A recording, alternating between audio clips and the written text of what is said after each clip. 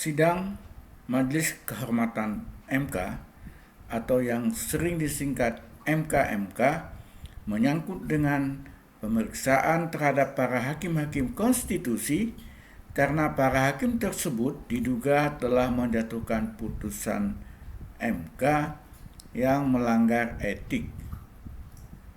Utamanya karena MK telah menurunkan batas umur presiden atau wakil presiden dengan syarat tertentu. Apakah benar ada pelanggaran etik dari hakim konstitusi yang memutuskan itu? Inilah awal mula persoalan yang kemudian menjadi heboh dan gaduh itu. Hello guys, Assalamualaikum. Jumpa lagi guys dengan saya Munir Fuadi. Kali ini kita akan membahas tentang putusan Majelis Kehormatan MK atau MK-MK itu tentang pencopotan Ketua MK dari jabatannya sebagai Ketua MK karena beliau dianggap telah melakukan pelanggaran etika berat. Sebelumnya perlu ditegaskan bahwa dalam membahas masalah ini kami tidak memihak kemana-mana.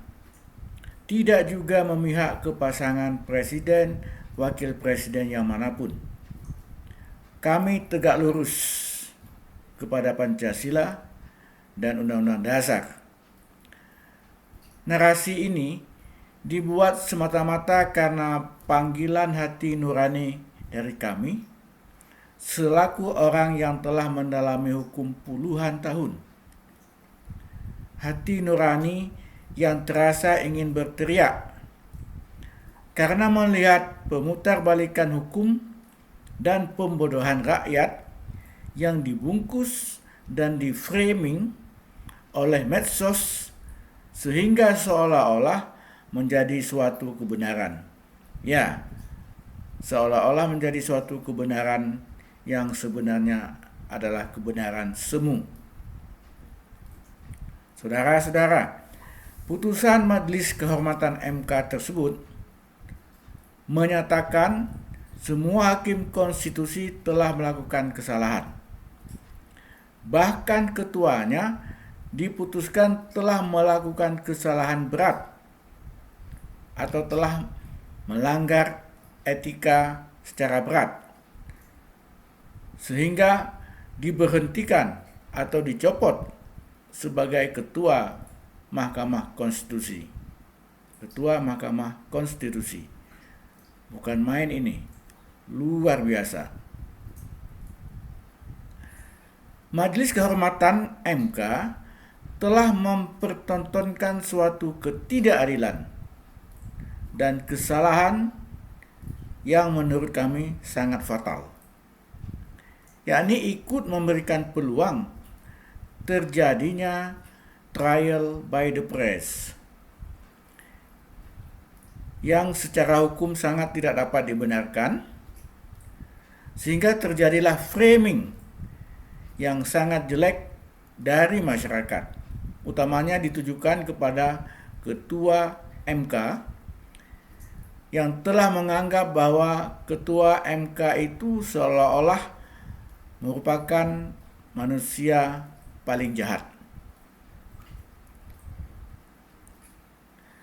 Framing seperti ini sudah terjadi bahkan sebelum adanya putusan Majelis Kehormatan MK.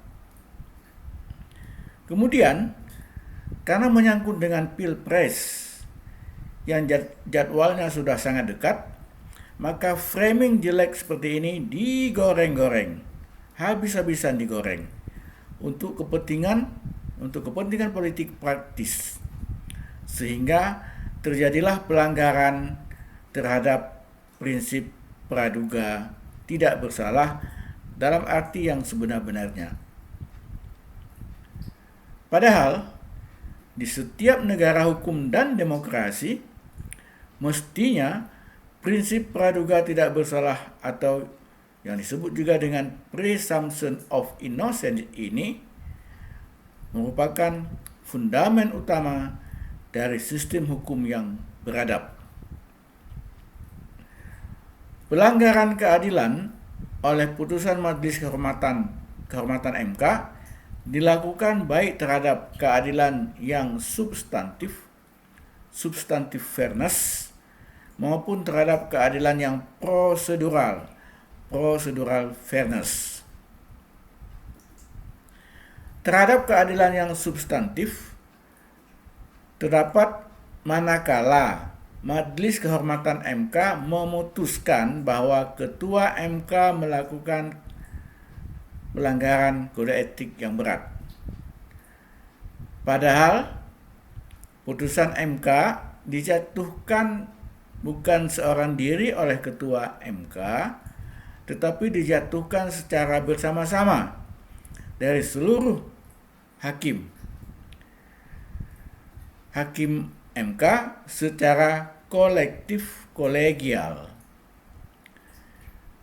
Dan putusan mereka ini bukan berkenaan dengan perkara orang seorang atau sengketa antara orang yang satu dengan orang yang lain, seperti dalam kasus perdata, melainkan hanya menguji sebuah undang-undang yang hasilnya akan berlaku bukan untuk satu orang saja, tetapi untuk semua orang yang mempunyai kualifikasi yang sama, dan berlaku baik terhadap pemilu yang akan datang, yang sekarang ini, ataupun pemilu nanti-nantinya.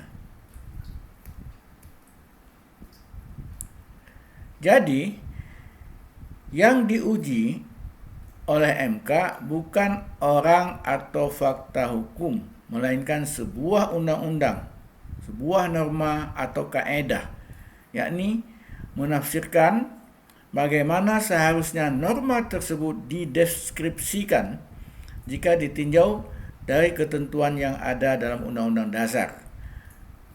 Tidak lebih dan tidak kurang dari itu. Dan banyak putusan MK sebelumnya sebenarnya dalam masalah judicial review ini, termasuk ketika MK dipimpin oleh Bapak Jimli Asidiki, Ketua MK yang sekarang, tidak mempermasalahkan ada atau tidaknya konflik kepentingan dengan hakim yang memutus.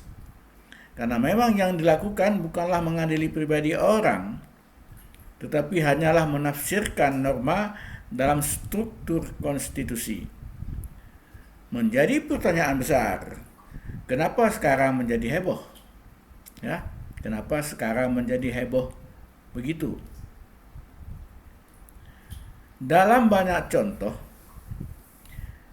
jika menyangkut dengan hubungan keluarga, hukum memperlakukan konflik kepentingan jikalaupun ada, hanya terhadap saudara dalam garis lurus ke atas, yaitu ayah, ibu atau nenek, atau garis lurus ke bawah, yaitu anak atau cucu, dan dalam garis lurus ke samping,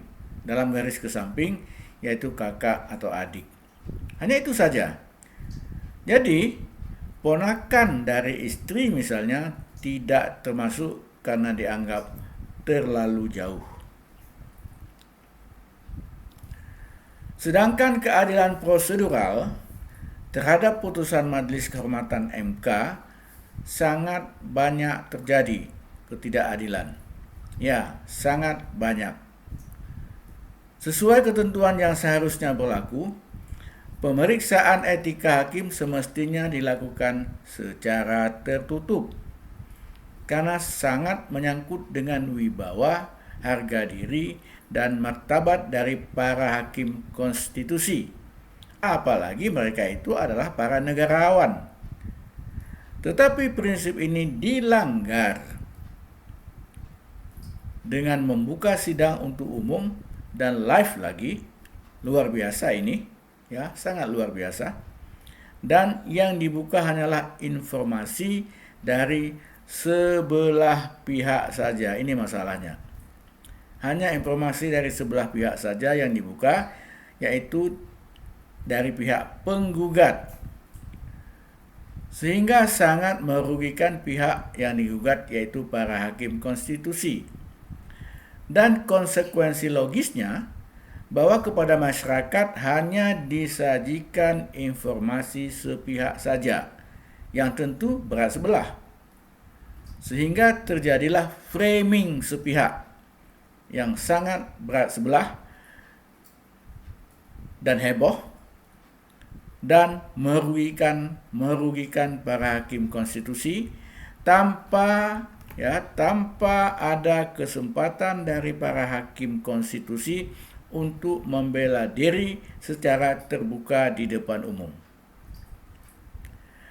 Dan akibat selanjutnya dari trial by the press dan framing negatif ini, terjadilah kegaduhan dalam masyarakat. Karena itu, ke depan hendaknya sidang-sidang etik dilakukan secara tertutup. Kalaupun mau dibuka, cukup putusan saja yang dibaca secara terbuka di depan umum, tanpa perlu liputan live segala. Kemudian, jangan sidang majelis kehormatan tersebut, sidang majelis kehormatan MK tersebut, dimohon oleh pihak-pihak yang tidak punya legal standing. Ini melanggar hukum. Atau hanya oleh pihak yang legal standingnya diada-adakan. Kelihatannya, Majelis Kehormatan MK kali ini ingin mempersilakan siapa saja dari warga negara dapat menjadi pemohon, terlepas apa memiliki legal standing ataupun tidak. Ini juga jelas merupakan pelanggaran prinsip hukum yang berlaku. Untung jumlah perkaranya hanya segitu. Kalau jutaan rakyat memasuki perkara, bagaimana? Dan lebih parah lagi, sidang ternyata tidak dilakukan pemeriksaan secara benar-benar. Dalam hal ini, sidang dilakukan tanpa pembuktian. Jadi dilakukan tanpa pembuktian, tanpa pemeriksaan saksi atau ahli, tanpa kesempatan membela diri di depan umum. Tetapi apa yang terjadi? Yang terjadi hanya pembacaan tuduhan yang sudah tentu sangat berat sebelah. Kemudian para hakim MK tidak memeriksa apa-apa. Tidak memeriksa apa-apa, melainkan hanya bercerita dan berceramah ngalor ngidul seperti sedang kuliah tingkat S1. Sama sekali tidak mencerminkan seperti pemeriksaan perkara oleh para hakim seperti lazimnya terjadi di pengadilan itu. Dan yang lebih fatalnya lagi, diputuskan bahwa Ketua MK telah melakukan pelanggaran etik berat dengan hukuman antara lain dipecat dari Ketua MK. Dalam hal ini, di samping jenis hukuman seperti itu tidak ada dalam undang-undang, tetapi direka-reka sendiri oleh para anggota Majelis Kehormatan. Dan dengan jenis hukuman seperti itu, maka pihak Ketua MK tidak dapat mengajukan banding apalagi kasasi. Jadi, kesalahannya dibilang kesalahan berat, tetapi hak banding tidak diberikan. Sungguh ini di luar nalar kita.